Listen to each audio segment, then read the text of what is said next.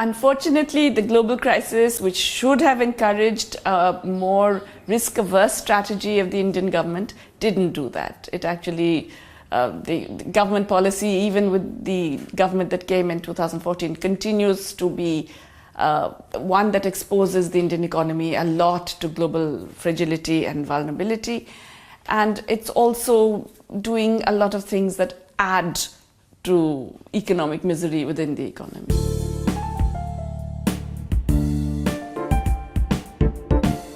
The problem with global capitalism is that it constantly needs to generate bubbles to expand, because otherwise there is an inherent stagnationary tendency.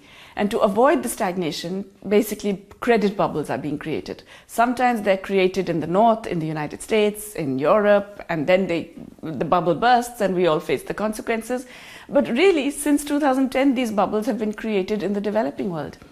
And Asia in particular, we are seeing a very similar kind of credit bubble. So the expansion in Asia has been heavily based on credit, on consumer credit, on housing finance, on companies overextending themselves in terms of borrowing too much. So very similar things that we saw in the North before the global crisis.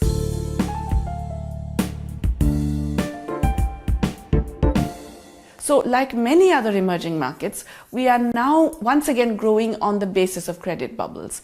These credit bubbles are in housing, in consumer credit, and the Indian financial sector is very burdened now with the problem of bank loans. So since about 2014, this problem of bad loans has become so major that banks have become wary of lending.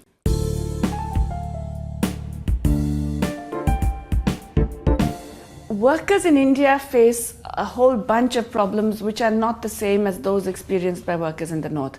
To begin with, most of our workers are informal, so it's very easy to hire and fire them. Very few, a tiny minority actually has security of contract. And what's happened is that even those have progressively lost that. Even the 4% who used to have permanent employment or at least secure contracts where it was hard to get fired, even those are getting replaced and getting outsourced to companies that hire people without any kind of security. So growing insecurity of work, absolutely. Huge reliance on self-employment, which is terrible because then all the risks of production are on you. The worker has to look after their own conditions, they have to look after their own safety, their own security, their own social security for the future, everything. And now self-employment accounts for more than half of our workers, even out of agriculture. So this is a real sign that employment conditions in India are fragile, precarious, poorly remunerated, and really not indicative of high growth in the economy. And what is more remarkable is in the last couple of years, we've had declining real wages. So here's an economy that is supposed to be one of the fastest growing in the world, 7% growth per year, and you have falling real wages. It's very, very unusual.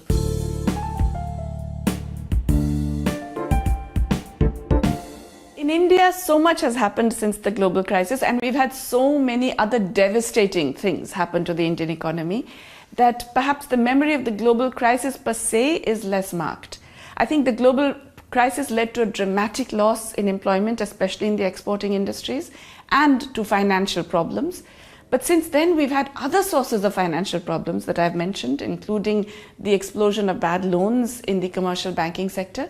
And I think it's very hard for people outside India to realize what a terrible impact demonetization had.